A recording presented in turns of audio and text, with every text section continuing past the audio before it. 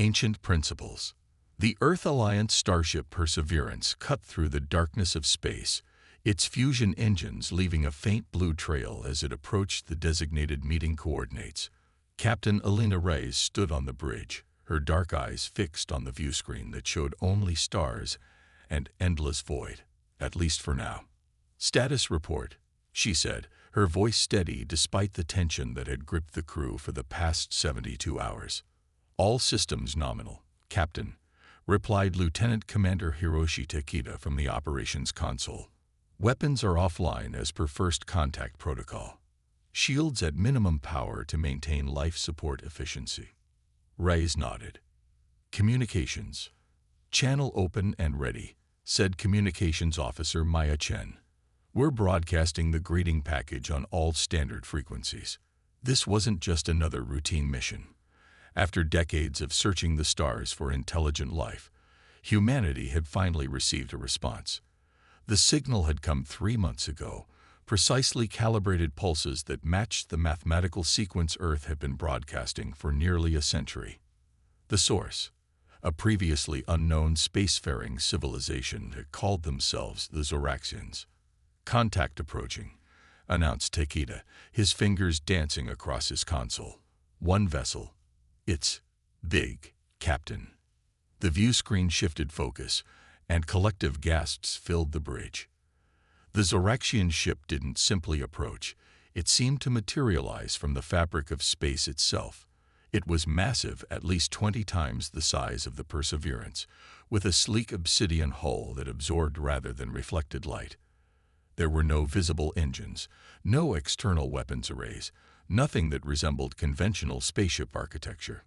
"My God," whispered Dr. Eliza Okafor, the mission's cynoanthropologist. "It's beautiful.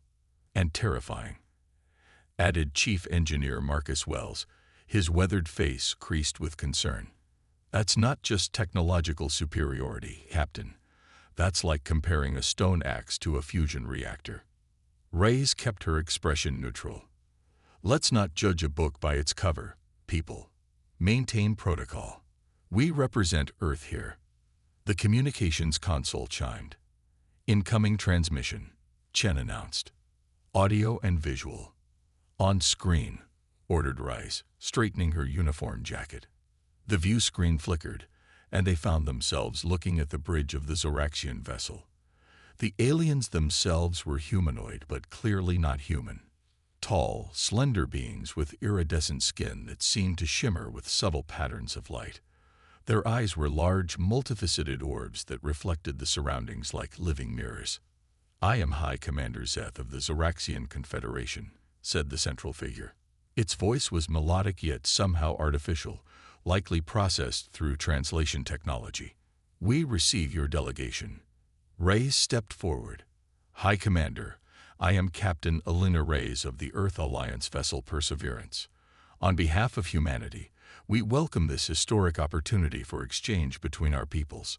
The alien's face remained impassive, but the patterns of light beneath its skin quickened slightly. "Exchange," it repeated, the word sounding almost amusing to the alien. "Yes. We will study your capabilities." Something in the way Zeth said "capabilities" made the hair on the back of Reyes' neck stand up. "We've prepared information about Earth's history, culture, and scientific achievements," she continued. "We hope to learn about the Zoraxian people as well." "You will board our vessel," Zeth stated rather than asked. "Bring your chief scientist and engineer. We will examine your level of advancement." Before Reyes could respond, the transmission ended. "Friendly bunch," muttered Wells. "They're cautious," Dr. Okafor countered. "New species, unknown intentions. Their directness might be cultural."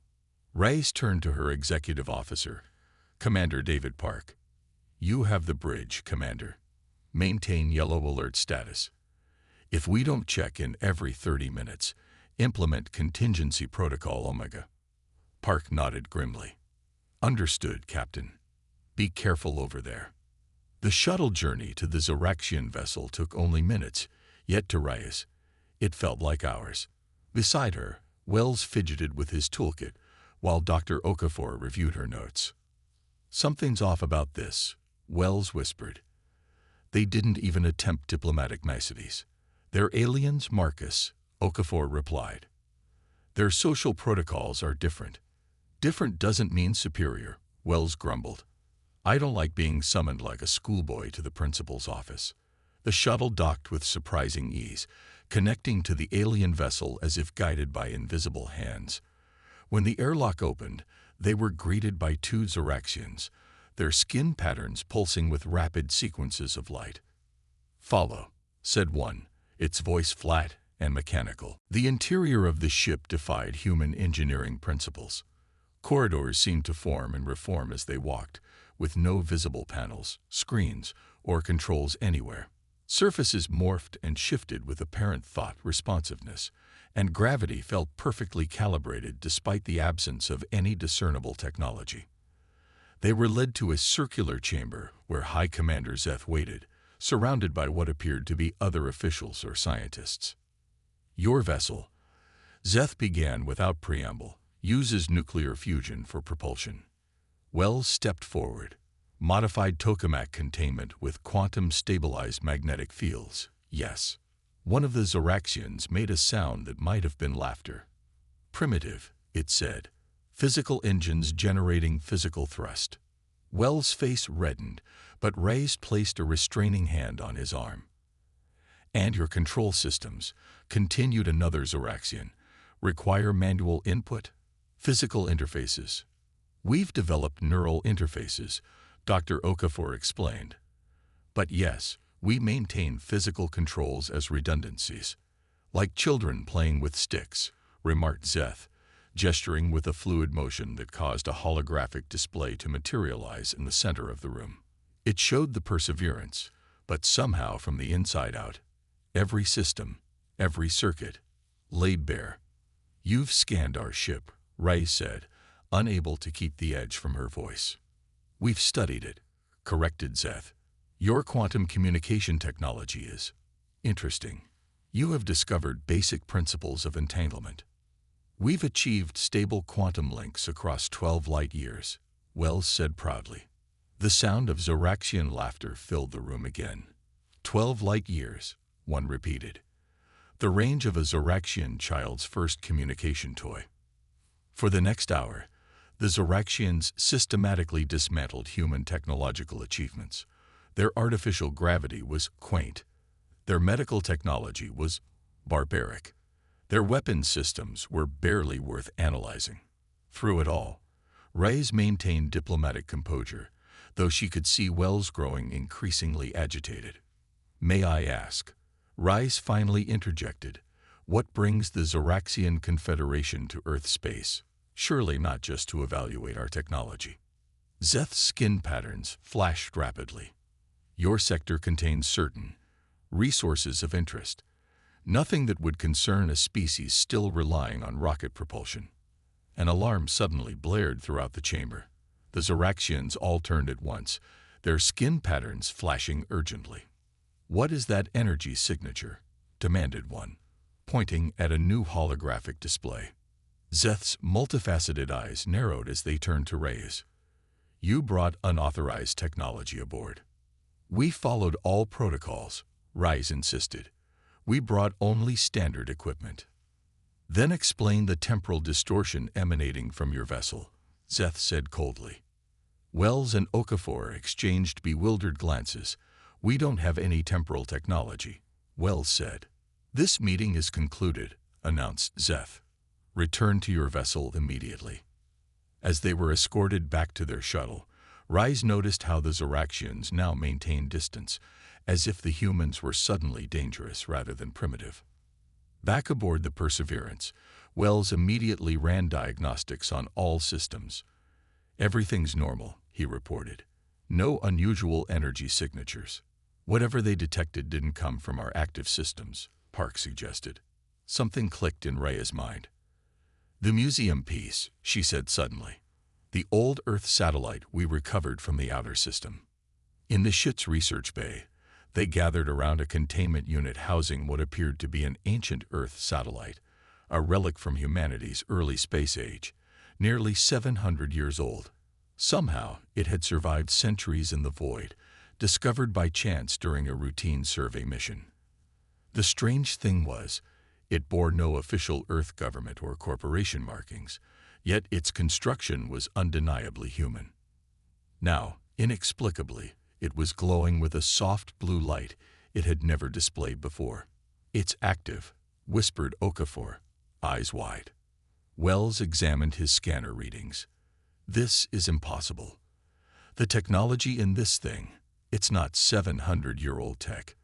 These are quantum circuits, but they're configured unlike anything I've ever seen." The Zoraxians, Rise realized. Their proximity must have triggered it. As they watched, symbols began appearing on the satellite's surface, symbols that matched a pattern etched on its side that they'd previously thought was just decorative. "It's coordinates," Wells said, working quickly to decode them. "On Earth, somewhere in the old Atacama region." Reyes felt a chill run down her spine. "Get us home," she ordered. "Maximum speed. Whatever this is, the Zoraxians are afraid of it. And I want to know why." The Forgotten Protocol. 3 days later, Captain Rice led a small team across the parched landscape of Chile's Atacama Desert. According to the coordinates extracted from the ancient satellite, whatever they were looking for was buried deep beneath one of the most desolate places on Earth. "Nothing's been built here for centuries," Wells remarked, consulting his scanner. "Yet these readings suggest a massive structure underneath us. How did we miss this?" Park wondered aloud. "Earth's been mapped to the centimeter." Dr. Okafor knelt to examine the ground. It wasn't meant to be found. Not until now. They had set up a perimeter with armed guards, not just for protection from possible Zoraxian intervention, but also because 3 other Zoraxian vessels had entered Earth orbit shortly after their return. The diplomatic channels had gone silent. Whatever was happening, it had escalated beyond first contact protocol. "Here," said Wells, stopping abruptly.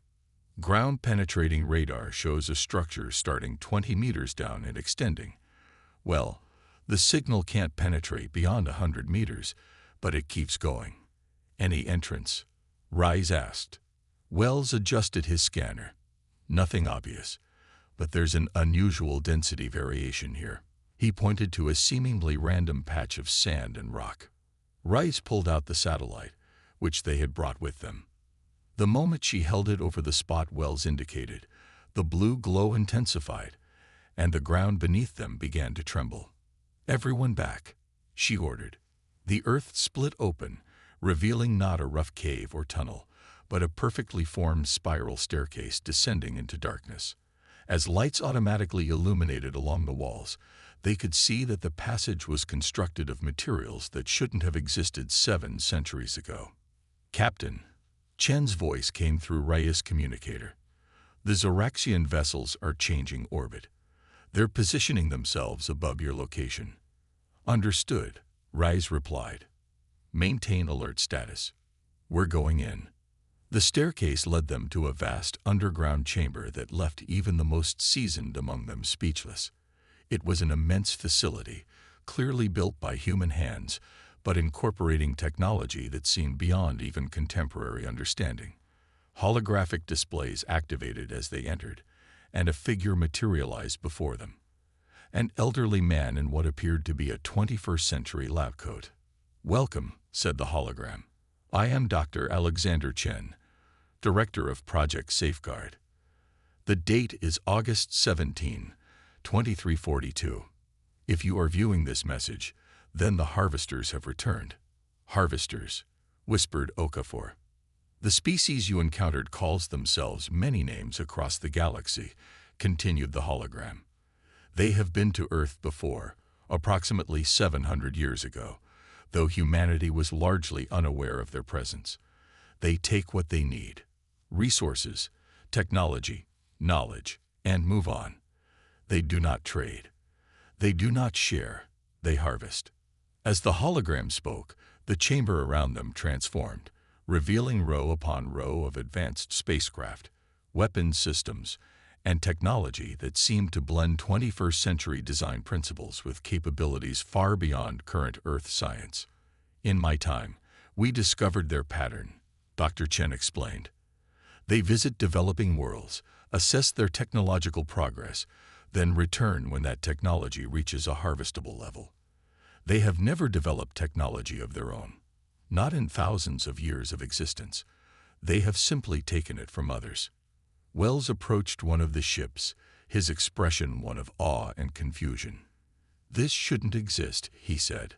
Some of these principles weren't discovered until centuries after this facility was supposedly built. You are correct, said the hologram, somehow responding to Wells' comment. Project Safeguard was made possible through temporal engineering, limited glimpses into humanity's future technological development. We could not prevent the harvesters from returning, but we could prepare for them in a way they would never expect. Reyes felt her heart racing. You're saying you built future technology 700 years ago and hid it here?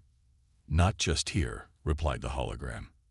There are 48 such facilities around Earth and throughout the solar system, each containing technology specifically designed to counter harvester advantages, hidden in plain sight, disguised as defunct satellites, abandoned outposts, even orbital debris. Why hide it? Park asked. Why not just use it?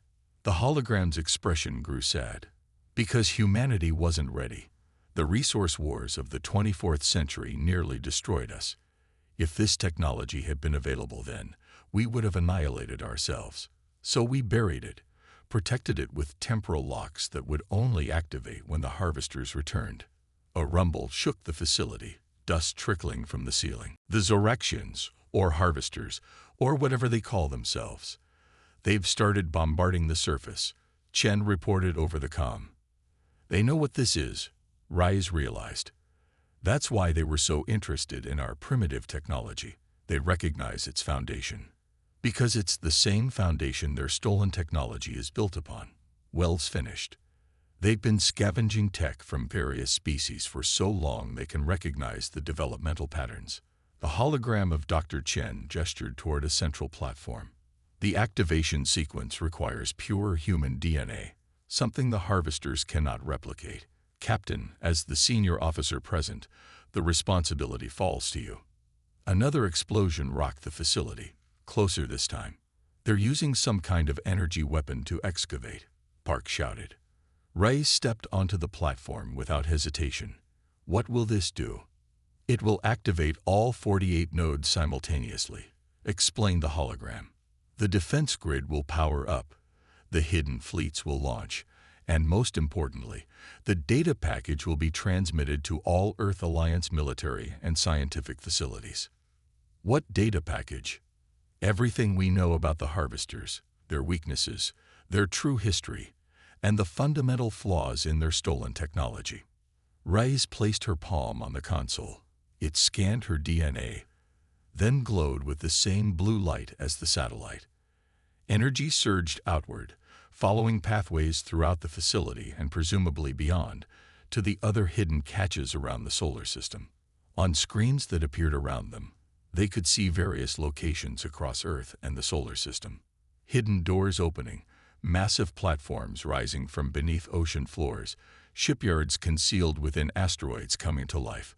Vessels unlike anything they had ever seen began powering up, their designs elegant yet distinctly human. Download complete, announced a computerized voice. Tactical data transmitted to Earth Alliance Command. Defense grid online. Countermeasures deploying. Wells was examining the schematics that had appeared on a nearby terminal. This is genius, he breathed. The harvester's technology. It's powerful, but it's a patchwork. Different systems from different species, cobbled together over millennia without true understanding of the underlying principles. These defenses target the incompatibilities, the weaknesses where different stolen technologies interface. The Zoraxian vessels are pulling back. Chen's voice came through the comm, excitement evident. Something's happening to their ships. They seem to be experiencing multiple system failures. Reyes watched the screens as sleek Earth vessels rose from hidden bases, deploying countermeasures that the mighty Zoraxian ships seemed helpless against. Not through raw power, but through precisely targeted technological exploits, like a master key unlocking a complex lock. Dr. Chen, Rise addressed the hologram. You and your team sacrificed everything to prepare for this moment, knowing you'd never see it. The hologram smiled. We believed in humanity's potential. We knew you would come when the time was right. The harvesters have never faced a species that understood them so completely. They've relied on technological superiority without innovation for too long. Today, that changes. As they returned to the surface, they saw Zoraxian vessels retreating from Earth orbit, not fleeing in panic, but withdrawing in what seemed like confusion. "They're hailing us," Chen reported from the Perseverance. On their portable comm unit, the image of High Commander Zeth appeared, the Zoraxians' skin patterns now erratic and dim. "What have you done?" demanded Zeth. "These weapons, these countermeasures, they should not exist in your timeline." Rise stood tall. "Perhaps you shouldn't judge a civilization by its current technology alone, Commander. Sometimes, the greatest strength isn't in having the most advanced tools, but in understanding the principles behind them." "You knew we were coming," Zeth stated, multifaceted eyes narrowing. "Impossible." "Not impossible," Rise replied. "Just improbable. Your people have taken so much from so many worlds that you've forgotten what it means to truly innovate. 700 years ago, our ancestors saw you coming and prepared in a way you couldn't anticipate. For the first time, uncertainty showed in the Zoraxian commander's posture. What are your terms? Return to your space. Leave Earth and its colonies untouched. And perhaps, when you're ready for genuine exchange rather than harvesting, we can talk about an actual diplomatic relationship." After the transmission ended, Wells turned to Rise. "Do you think they'll honor it?" Rise gazed up at the stars, thinking of the ancient engineers who had worked in secret, building a defense that would outlive them by centuries. "I don't know. But I do know that today the galaxy learned something important about humanity." "What's that?" asked Okafor. Rise smiled. "That we understand the difference between having technology and truly mastering it. And that's something you can't simply harvest. It has to be earned." As they watched, the hidden fleet took formation around Earth, not just a barrier against the retreating Zoraxians, but a statement to the galaxy. Humanity was no longer just reaching for the stars. They were ready to stand among them. The obsolete engineers of the past had ensured that humanity's future would never be harvested.